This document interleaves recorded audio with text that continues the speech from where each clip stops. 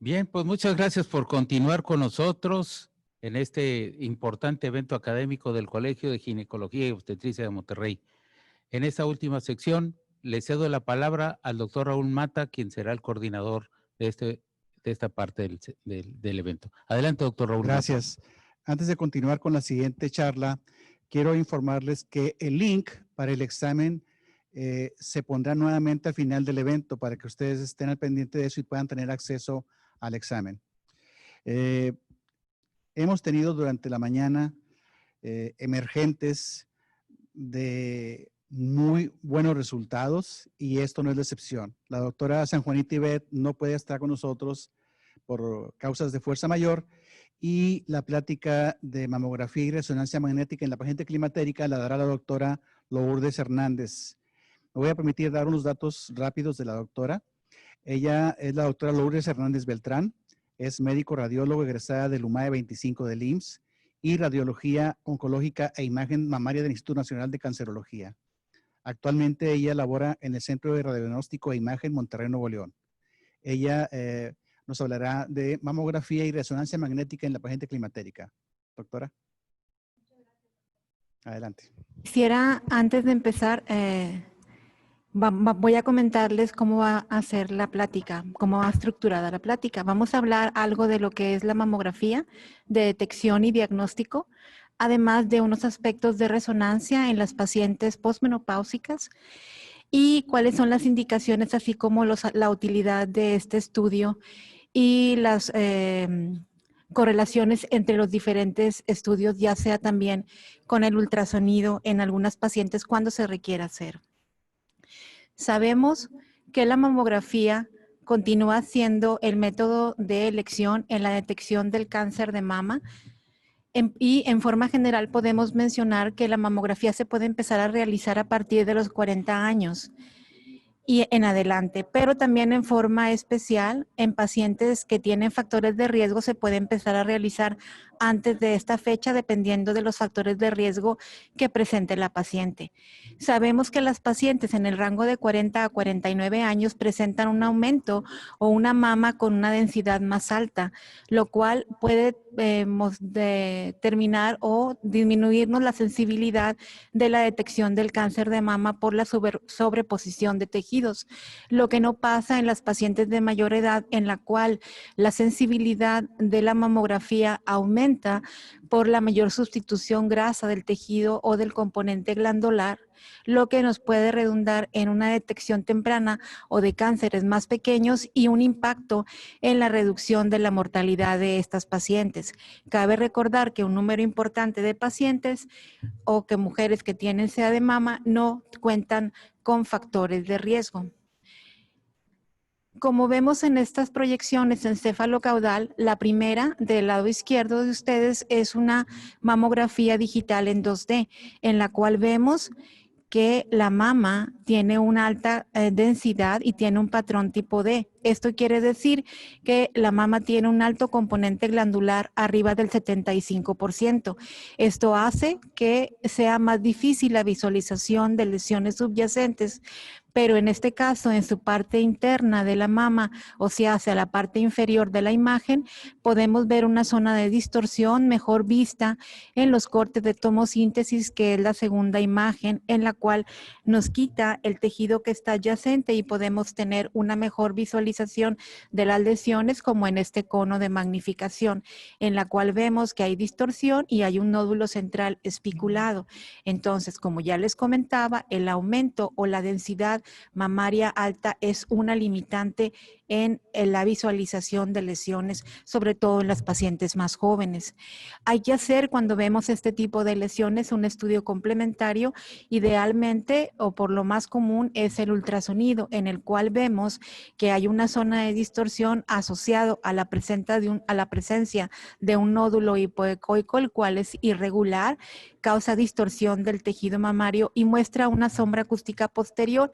Quiere decir que oblitera o borra el tejido que está posterior a él y nos hace difícil ver el tejido retromamario. Todos estos son datos de una lesión de sospecha y se categorizó como un BIRAT5 y se sugirió biopsia de esta lesión. Otro estudio que hacemos complementario a la mamografía y al ultrasonido, sobre todo cuando vemos pacientes que son sospechosas o que tienen lesiones BRAF5, como en este caso es la resonancia magnética. Idealmente, en este tipo de pacientes la podemos realizar o la debemos de realizar con medio de contraste en forma bilateral, porque como en todos los estudios de mama es bueno hacer una lectura comparativa, sobre todo en la distribución del tejido, que uno sabe que con la edad el tejido se va reabsorbiendo o va haciendo una sustitución grasa y puede haber asimetrías en la distribución del componente glandular. En esta resonancia se ve el nódulo que ya veíamos en la mamografía y en el ultrasonido con una alta captación del medio de contraste en forma homogénea, tiene los contornos espiculados, está localizado en el centro de la mama, en la región intercuadrantes y correlaciona con la lesión que ya veíamos. Sabemos que la resonancia nos puede ayudar a ver extensión de las lesiones, hacer una mejor categorización de las mismas para ver si tenemos lesiones asociadas, cuánto se extiende y el estado de los ganglios axilares, además de la pared torácica. Una pregunta que a veces realizan es que si a las pacientes que son portadoras de implantes mamarios se les puede realizar la mamografía. Así es, se puede realizar la mamografía sin ningún problema en las pacientes que tengan implantes, ya sea de cualquier edad. En esta paciente que vemos aquí, vemos las proyecciones en medio lateral oblicua y el tejido es de baja densidad, un patrón tipo B, y tiene una distribución homogénea. Aquí son proyecciones convencionales, pero normalmente en las pacientes que tienen implantes, realizamos proyecciones con desplazamiento para ver el tejido mamario y hacer una mejor categorización del mismo. Debemos de recordar que las pacientes que son portadoras de implantes mamarios a veces presentan obscurecimiento del tejido glandular hasta en un 15%, sobre todo cuando hablamos de la prolongación axilar. Esto nosotros podemos evitarlo o ayudarnos con otros estudios, ya sea con la tomosíntesis o agregando el ultrasonido complementario en este tipo de pacientes para tener un mejor diagnóstico, sobre todo en aquellas pacientes en las cuales la densidad del tejido es mayor. Entonces podemos dividir la mamografía en dos grandes grupos, en aquellas pacientes en las cuales son estudios de detección y en pacientes en las cuales son estudios de diagnóstico. Como ya les mencionaba, las pacientes que tienen mayores o que son posmenopáusicas tienen mayor componente graso o menor componente glandular. Como quiera, debemos de fijarnos en ciertas áreas que son específicas al momento de realizar una interpretación de la mamografía. Es muy importante que contemos con estudios previos de preferencia para valorar estabilidad de lesiones, sobre todo si una paciente ya sabe que tiene alguna lesión en particular, porque nosotros si no contamos con estudios previos, la tenemos que clasificar como si la vemos por primera vez.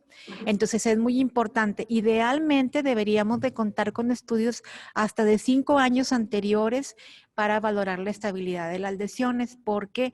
Porque hay lesiones que pueden permanecer estables y en determinado momento movilizar o cambiar sus características, como lo vamos a ver más adelante en el carcinoma ductal in situ. ¿Qué es lo que valoramos? Estabilidad de 2 años por lo regular en las lesiones de nódulos que son bien definidas y se pueden cambiar la categorización de BRAF3 a BRAF2 cuando permanecen estables. Hay que hacer una buena definición o una buena valoración de los contornos de las lesiones, sobre todo en aquellas masas que son aparentemente benignas y que las vamos a ver en unos más adelante. Poder valorar algo que es muy importante en la mamografía de escrutinio, aquellas lesiones ocultas que no son palpables, que esas son las lesiones que queremos encontrar. Queremos encontrar lesiones o cánceres o lesiones sospechosas que sean menores de 1 centímetro, que no sean palpables, porque esto va a tener en un mejor pronóstico para la paciente y en una reducción de la mortalidad, perdón. podemos también y debemos de valorar en aquellas pacientes ser muy cuidadosos por no tener un diagnóstico erróneo. A continuación les voy a presentar algunos casos de pacientes que tienen, aunque tienen las mamas muy radiolúcidas o tienen el componente graso alto, en ocasiones hay lesiones que se pueden esconder o que nos pueden ser difíciles de valorar, sobre todo en esta, por ejemplo, en esta proyección, son dos proyecciones, perdón, en medio lateral oblicuo, la primera y la otra encéfalo-caudal, en la cual en el sitio señalado observamos un aumento de la densidad en la parte posterior-inferior de la mama izquierda, en la cual hay un aumento de la densidad de contornos irregulares y que en el ultrasonido complementario, que es el estudio que más nos va a ayudar a categorizar los nódulos o las zonas de distorsión o las asimetrías. En este caso se trataba de un nódulo hipoecoico de forma irregular de contornos angulados. Si ven en la parte inferior del nódulo hay un aumento u obliteración del tejido mamario adyacente y aumento de la ecogenicidad. Ya eso le llamamos un borde ecogénico parcial, que también son datos de sospecha porque quiere decir que el nódulo se está infiltrando en el tejido mamario adyacente. En este otro caso, también se presentó la paciente con un nódulo y vemos en la primera proyección en medio lateral oblicua un nódulo en la parte central y en la proyección de en medio hay un nódulo también que se proyecta en la región intercuadrantes. Este nódulo es de alta densidad y de contornos irregulares y en la última proyección encéfalo-caudal vemos que hay un marcador, hay una aguja de marcaje colocada en el cual se le realizó la biopsia. ¿Qué pasó con esta paciente? Que la asimetría que se ve hacia arriba en el cuadrante externo, en la cefalocaudal, señalado con flechas, hay una zona de distorsión que permanece en todas las proyecciones, pero en ninguna ocasión todo se dirigió la atención hacia el nódulo central. ¿Qué quiere decir? Que no por el hecho de que nosotros ya encontremos un nódulo, no debamos de revisar el resto del tejido mamario con igual detenimiento para ver si podemos encontrar lesiones asociadas, como en este caso que tenía una zona de distorsión que si bien no tenía microcalcificaciones, sí se presentaba en todas las proyecciones. La primera imagen de esta otra es un ultrasonido en el cual se ve el nódulo central que fue marcado y biopsiado, en el cual la forma es más alto que ancha, tiene los contornos irregulares y una sombra acústica posterior que oblitera el tejido retromamario. Además, vemos unas proyecciones de resonancia magnética en T1 con medio de contraste, en la cual se valoró el área de asimetría ya visto en la mamografía y que correlacionaba con una zona de contraste sin nódulo. Este hallazgo es muy significativo y propio de la resonancia magnética. La vamos a encontrar prácticamente nada más en este estudio y en ocasiones nos puede señalar la presencia de un cáncer ductal, carcinoma ductal in situ. Debemos de hacer correlación así con todos los estudios que tomamos de la misma paciente y no dedicarnos, si ya vemos alguna anormalidad, solamente a esa zona. En este otro caso, esta paciente se valoró con un nódulo en la mama, ven la primera proyección de la izquierda, es una cefalocaudal de una mamografía derecha.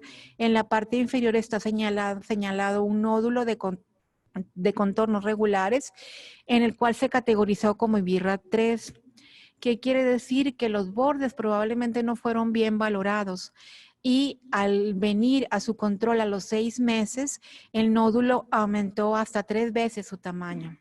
Las lesiones que nosotros vemos en los controles de IBIRRAD 3, si tienen un aumento de al menos el 20%, se modifican en su tamaño, estas lesiones se deben de llevar a biopsia o cualquier alteración en el contorno del nódulo que podamos ver en el ultrasonido, como en este caso, en la porción interna del nódulo tiene como un ángulo parcial y esto debería habernos hecho sospechar que tiene una lesión maligna. En el siguiente corte de ultrasonido se observa la masa muy hipoecoica que tiene algo de reforzamiento posterior, pero tiene una gran vascularidad y lo más llamativo que aumentó grandemente su tamaño en el control de los 6 meses. En esta otra proyección, como ya les mencionaba, aun y cuando las pacientes tienen el tejido más denso, sobre todo aquellas pacientes posmenopáusicas, y esto hace que veamos los nódulos, en ocasiones se pueden categorizar de características benignas, sobre todo cuando en el ultrasonido complementario que hacemos los podamos confundir con un quiste simple, como es el primer ultrasonido de la izquierda, en el cual se ve un quiste simple sin ecos en su interior, de contornos regulares y que puede ser categorizado como una lesión benigna. Sin embargo, al seguir haciendo el rastreo de la mama, se encuentra que la lesión en realidad corresponde a un nódulo hipoecoico de contornos irregulares, espiculados, y que muestra algo de sombra acústica posterior y que sería más congruente con la imagen vista en la mamografía al momento de valorar bien los contornos en esta mama grasa. En esta otra proyección vemos una lesión o una asimetría hacia la prolongación axilar o el tejido retromamario, la línea de la leche, que es una de las áreas difíciles de valorar en el tejido mamario, en la mamografía, así como las regiones retroareolares, que ahorita vamos a ver otro caso de otra paciente diferente que también presentaba una lesión retroareolar.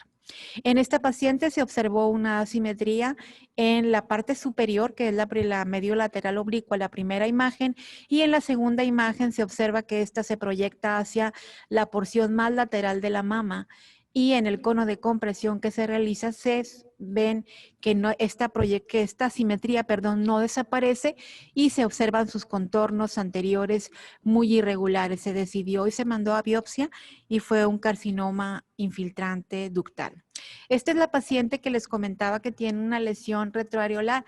Si ven las primeras dos proyecciones en medio lateral oblicua las segundas dos proyecciones que están enfrentadas, se ven que el área retroareolar que está encerrada se ve más densa, y esas son asimetrías sutiles que debemos de valorar, sobre todo cuando se acompañan a retracción del pezón, como en este caso, y que son muy fáciles de pasar por alto. Esta paciente fue a su revisión a su centro, se valoró hasta el año siguiente, porque en esta mamografía, la primera que se tomó, se valoró como una lesión benigna o BIRAT2, y en su lectura subsecuente al año regresa con un aumento muy importante de la densidad de la región retroareolar del lado izquierdo, asociado a la presencia de un nódulo espiculado, mejor visualizado en el ultrasonido, señalado con la flecha, y que se asociaba a retracción del pezón. Y muy importante otro dato, que trae un aumento del tamaño y la densidad del ganglio axilar de ese mismo lado, lo cual nos hace sospechar que tiene infiltración del mismo.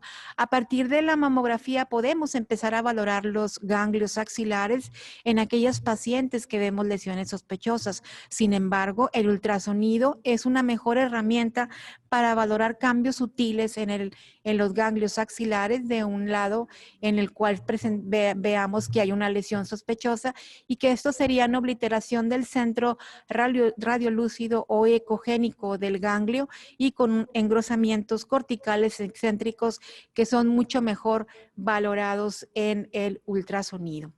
Esta otra paciente es que también presenta un tejido mamario de muy baja densidad, y que les digo que a veces sí es más fácil verlos, pero en ocasiones se pueden pasar por alto, sobre todo en aquellas pacientes que ya tuvieron un cáncer mamario del otro lado, como es en esta paciente, y que en su control observamos en la primera proyección de mamografía en medio lateral oblicua que tiene un aumento de la densidad asociado a retracción del tejido.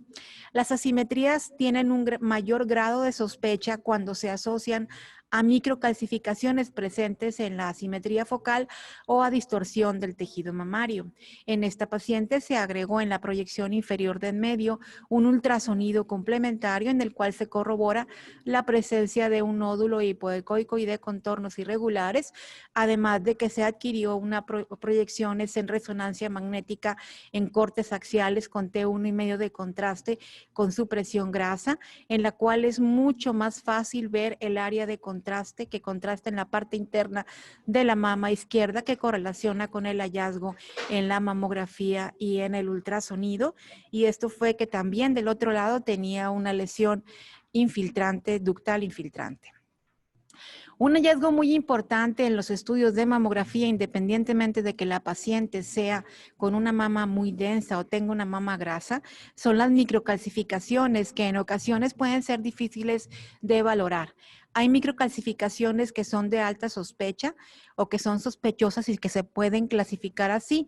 ¿Cuáles son estas? Las calcificaciones puntiformes, amorfas, pleomórficas, las gruesas heterogéneas y las que tienen un valor predictivo positivo más alto, que son las ductales irregulares, y que hemos visto un aumento de la detección en estas pacientes que son posmenopáusicas, sobre todo relacionado con el hecho de que se realizan actualmente mayor cantidad de mamografías en este grupo de pacientes y que son estas microcalcificaciones pueden ser datos de un carcinoma ductal in situ. Este carcinoma ductal in situ, hablando ya de esta patología en especial, puede ser de alto grado y puede tener una rápida progresión a un carcinoma ductal infiltrante. Y por eso es la importancia de que nosotros hagamos la detección de este tipo de lesiones. 20% de los cánceres nuevos diagnosticados son carcinomas ductales in situ y hay, como les decía, hay un incremento en la prevalencia de este tipo de lesiones con el incremento en el uso de la mamografía y hemos visto un mayor aumento, en las mujeres de 50 años o más. 2 a 3% de las pacientes diagnosticadas y tratadas morirán por recurrencia de esta enfermedad y alrededor del 9% en las autopsias se pueden presentar con carcinoma ductal in situ. Debemos de recordar que el carcinoma ductal en ocasiones puede que no se presente con microcalcificaciones. Y vemos que solamente con cirugía alrededor del 25 al 30% del carcinoma ductal in situ puede ser recurrente dentro de los 10 años. Como ya les comentaba, pueden existir áreas de carcinoma ductal in situ que no están calcificadas y que por esta razón no las veamos en la mamografía. La mamografía para este tipo de lesiones tiene aproximadamente un 27 a un 80% de la sensibilidad dependiendo de las series que uno revise y puede tener unos márgenes imprecisos. La extensión de la enfermedad puede ser frecuentemente subestimada con la mamografía y en la resonancia. Este método nos puede ayudar muy bien a estimar el tamaño real del área del carcinoma in situ, ya que estas áreas van a contrastar con la resonancia como áreas de contraste sin nódulo y que los podemos hacer en caso de que tengamos microcalcificaciones, correlacionarlo con el estudio de mamografía. Del 30 al 50% de los cánceres in situ van a progresar a carcinoma ductal infiltrante. Debido a que este es asintomático, puede ser descubierto incidentalmente en la realización de la mamografía que se hace por estudio de detección. La resonancia nos va a permitir planear un mejor tratamiento quirúrgico, sobre todo en aquellas pacientes en las cuales se considera la cirugía conservadora. Y es bien importante, dependiendo del tipo histológico del diagnóstico que se realice, la resonancia en los cánceres nuevos diagnosticados para evaluar la extensión de la enfermedad, ya sea multifocalidad, multicentricidad, la extensión del cáncer ductal in situ y la asociación con los ganglios axilares, así como el estado de la piel suprayacente y en ocasiones del músculo pectoral. También, ya como les decía, pueden envolver múltiples focos y la multicentricidad puede llegar hasta un 33% y el diámetro de los dos puntos puede aumentar hasta un 47%. El estudio de resonancia magnética, solamente para terminar haciéndoles unos comentarios, que el paciente esta que ya veíamos con las microcalcificaciones se realizó un estudio de resonancia con medio de contraste idealmente y se encuentra en la mama izquierda una zona de extensión de captación del medio de contraste sin nódulo, y estos son hallazgos que correlacionan con el carcinoma ductal in situ, además de en este otro caso, en la cual el carcinoma es muy extenso y no hay una lesión palpable en las proyecciones de mamografía o ultrasonido. Y este es otro tipo de presentación también del carcinoma in situ con lesiones que contrastan en forma redondeada. Ya para terminar, unas palabras en la mamografía contrastada que la podemos realizar en pacientes que tienen o en las cuales no se puede realizar una resonancia magnética porque la paciente tenga claustrofobia, el peso, la posición que no la pueda adoptar, ya que el estudio aproximadamente dura mínimo media hora y a veces es difícil mantener para ciertas pacientes la posición, y es importante que la paciente no se esté moviendo. ¿Me podría adelantar un poquito más? Esto nada más quería que vieran las imágenes de la mamografía contrastada y eso es una parte de la estadística de los casos que nosotros vemos con los diagnósticos al mes, y solamente tenemos en la categoría BI-RADS 5 un 1% y en la BI-RADS 4 un 2%, aproximadamente un 8% en categoría BI-RADS 3. Yo creo que ya eso es todo.